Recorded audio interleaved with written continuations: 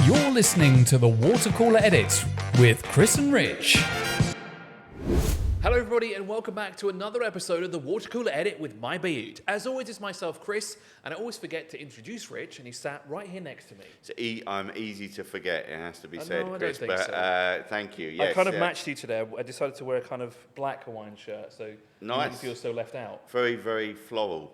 Yeah, You I do know? like this shirt actually. I wish I could. Maybe I should buy like 5 more of them, so it looks like I have this. I don't change my shirt at all. Do But that. then I have like 5 of them because that's what I used to do. Anyway, on this episode of the Water Cooler Edit with mybayut, we'll be talking about some updates to your Emirates ID and how you can make those changes online. And if you're looking for somewhere to go with the family, somewhere that's, you can eat, the kids can have fun, well, we've got some family-friendly brunches that we're going to tell you about in a few moments' time. So, Rich, Emirates ID updates. This is an interesting one because there are a lot of people out there, such as myself, that are eligible for dual nationality, right, or dual citizenship. There is now an easier way to update your Emirates ID. That there is. And the whole sort of back end, not just your nationality, but many things as well. Mm-hmm. It's a relatively affordable practice. It's only, 200 dirhams, I think it is, to update. It's, on the 200 system. dirhams, which is basically a processing fee, right? And how long does it take to update? I think we need to look at what you can update, right? So you can change your name, your occupation, your employer name, your passport details, or your nationality, right? On this new online service that was announced.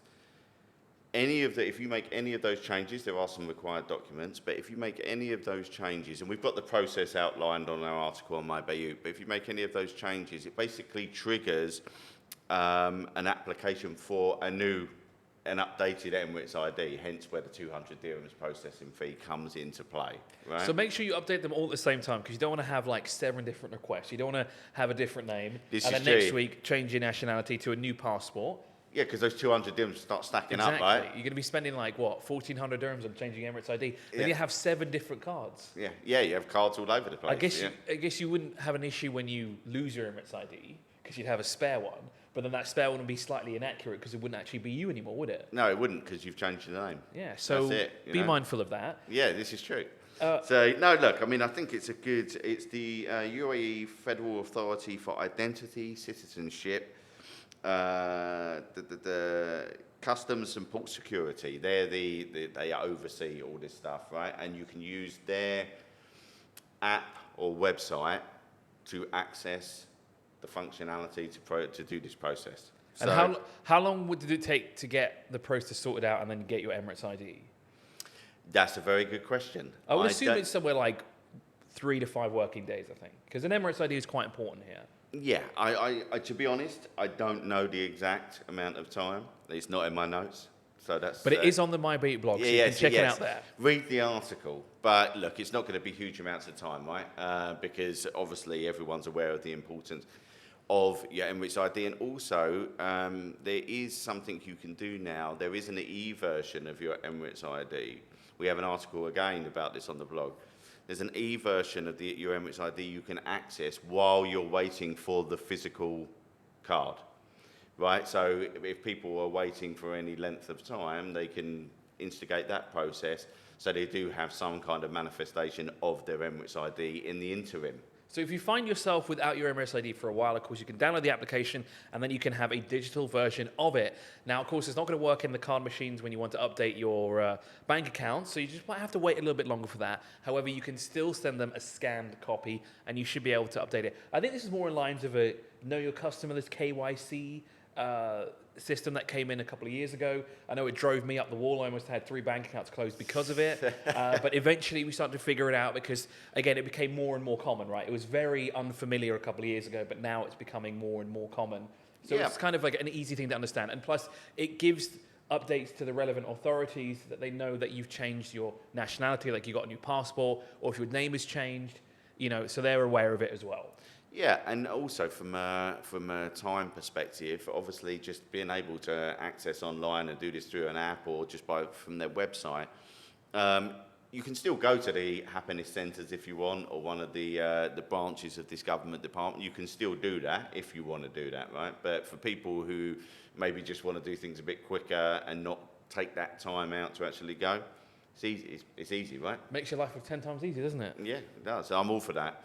I'm desperate. Anything I can do to make my life easier, Chris, I will do it.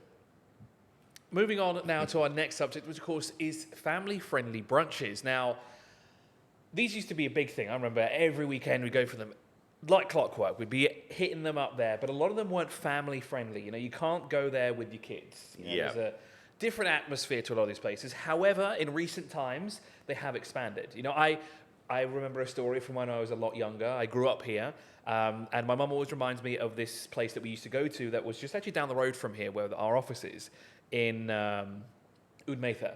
Oh, And they'd yeah. actually have a family-friendly brunch. However, it was kind of in like two different areas. Right. So, you know, the adults would go to one brunch and then the kids would go somewhere else, and there'd be like a play area, there'd be games, there'd be food and everything like this, which Yeah. is really cool. And they kind of disappeared for a while. And now we're seeing a resurgence of them. And there's so many popping up here and there. So, of course, if you're new to the country and you're looking for something to do that's family-friendly and you get good food, some entertainment for the kids, and just a little bit of you time, I guess you could say, while the kids are enjoying themselves, where can they go? There's a number of places they can go. I think one of the things about brunch culture here is that there's various categories of brunches now. I mean, like there's everything, right? So you've got like your fine dining brunches, you've got your party brunches, you've got your family-friendly brunches, right? So there's so many different types of brunch. You can find a brunch that suits your needs. And I think, like you say, for new people in the country or people just coming back who've been away for the summer, who've got the post-holiday blues, maybe a family-friendly brunch is a way to rid yourself of those post-holiday blues. So one of the most popular family-friendly brunches is at the Palazzo Versace.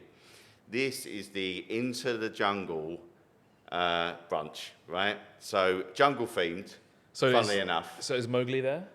No, Mowgli's not there, but you know who Missed is there? opportunity. Not Baloo the bear, he's not Oh. there either. Yeah, but anyway, so Moana's there. Okay. Is that a jungle-based?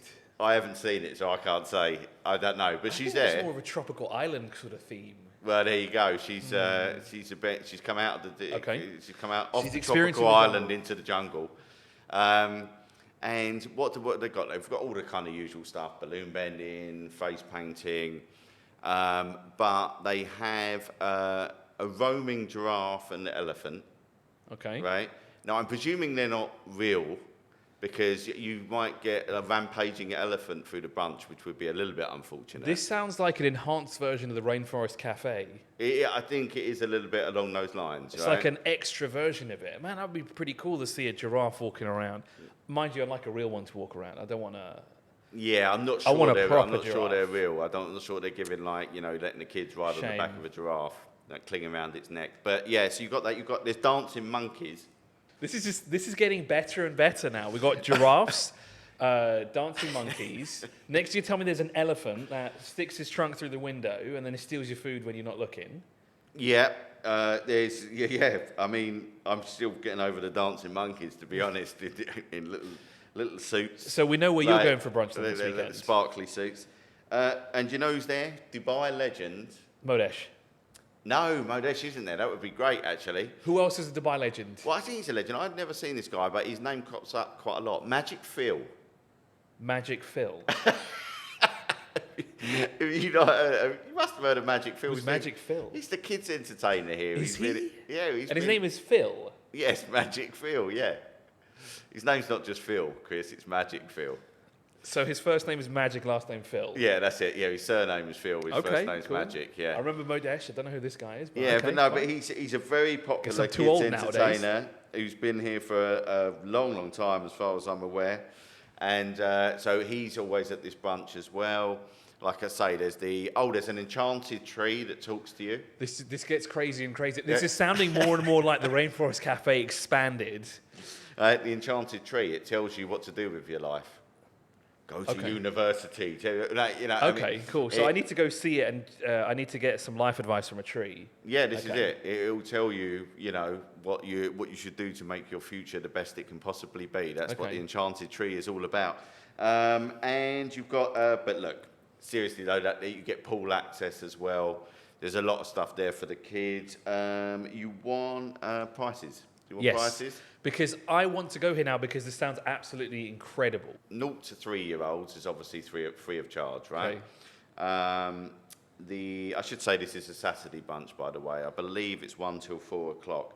The soft drinks package is $3.50. The house drinks $4.50. The sparkling wine $5.70, and the old champers, which this is always the most expensive, right? The champagne brunch, $810. Now that's a lot to shell out. I'll be honest. That is But who does the champagne package at True. Brunches? I mean, I'm sure there are people who are. I just personally don't usually go. That down is that a route. lot of bunts for that. What, $3.50 you said for soft drinks, right? Yeah, soft drink, but for kids, it's for kids ages 4 to 11, 165. But I mean, listening to what you just told us about it, it seems to be somewhat worth it because there's not many places. Actually, I don't think there's anywhere else besides the Rainforest Cafe That does anything that like has that. You know, you've got dancing monkeys. Yeah, It's the best thing. absolutely. Dancing Who monkeys, brings- Moana singing. Who brings you the food?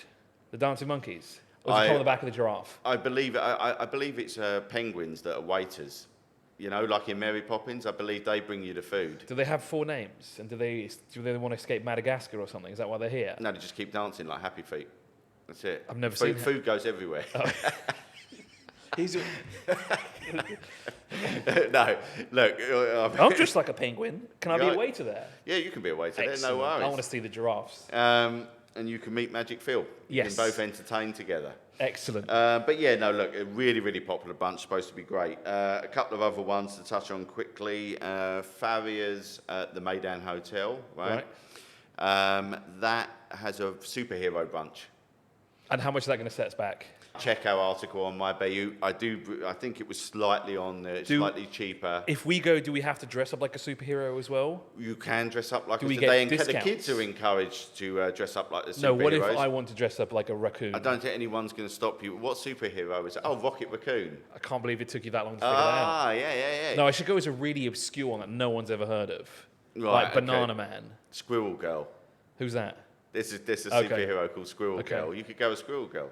I guess I could also go up as a bottle of ketchup and mustard because there was Condiment Man at some point, wasn't there? Yeah, I believe there was. Yeah, Okay. so there you go. We're going to go down a deep rabbit hole of obscure superheroes now. to So dress up that and like the kids are encouraged, like I say, to dress up as their favourite superheroes. There's superheroes there to have their photos taken with. Again, face painting, balloon bending, all that kind of stuff, right?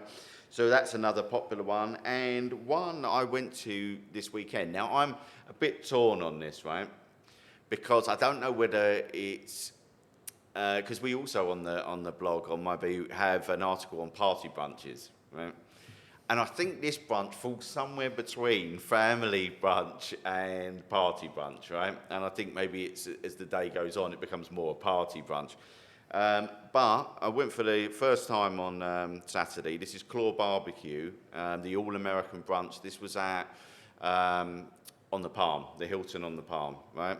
And relatively new hotel. It was $199 for soft drinks, $299 for house, I think $399 for champers, sparkling, whatever. Now there were a lot of families there, right? And I think maybe because it's got kind of pinball machines around, it's got So it's a very Americana you know that place. game with the basketball where you get in arcades, the basketball where you're trying to get through the. 3-shot? I think it's got various names, but Hoops? I think yeah, hoops. Yeah, Okay. you know, yeah, where it kind of slowly gets further back, and you're trying to get your. Okay. It's got that. It's got so very pool tables. So it's very Americana. Jenga. By the sounds of it. Yeah, right. Okay. And there's screens everywhere for entertainment. It's got a mechanical ball, which various people went on. It was quite amusing actually because they beam it around on the screen, so you nice. could see these people trying to stay on this mechanical ball and getting thrown off, which Did is you quite. Did you try it? Would not with my back injury. Oh, isn't no. that how it started? No, that's not how it happened. okay. The back injury. That would have been a better story. But I'm not sure I would have done it anyway, because just for the humiliation factor. But anyway, look, no, there was a lot of families there. The food was good because it was kind of like American comfort food. Yeah. So you had a seafood station, but you had like kind of chicken wings and various things. Sounds like a good place. I should go. Yeah. So and carving stations that just had like lamb, turkey, etc. So and the kids seemed to be really, really enjoying it. It was reasonably priced. So I would say, but then there's obviously as it goes on, because there's a happy hour straight afterwards. This one lasts for 3.5 hours. It was 12:30 till 4. Happy hour afterwards. I think maybe the music got a little bit louder, and it became more of a heading into the evening for a party brunch type deal. But the families who were there seemed to really, really have a good time. The kids seemed to be enjoying themselves and eating well and stuff. So that's maybe one to think about as well.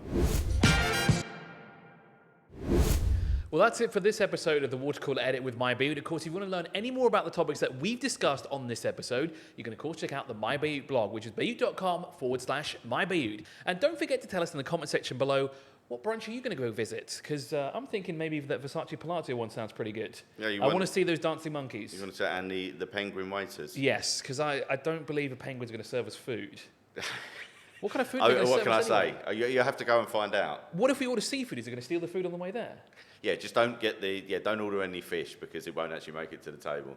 Guess we're going to have to try it for ourselves. Thank you so much for watching, and we'll see you next time.